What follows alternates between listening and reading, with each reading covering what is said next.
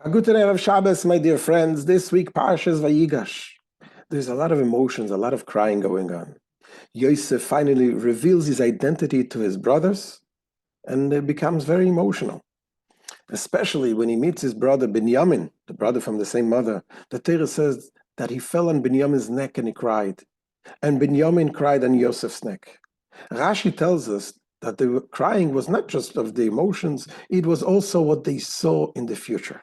Yosef saw that there's going to be two temples in the territory of Binyamin, and they're going to be destroyed. Binyamin saw that there's going to be a temple by Yosef in the place of Shiloh, and that's also going to be destroyed. That's why they cried. The question that is asked, how come they didn't cry in the temple that is in their own territory, only in the temple that is in the territory of the brother?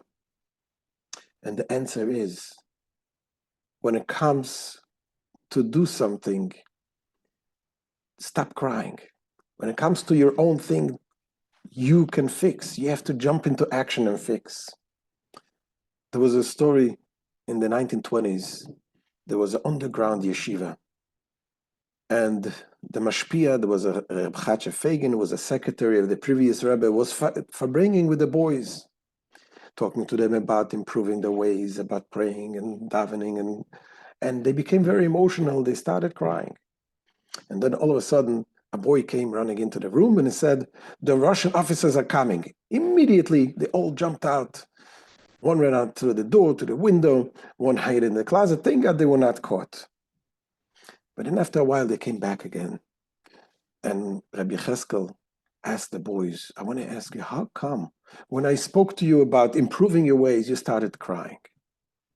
No one decided to do something.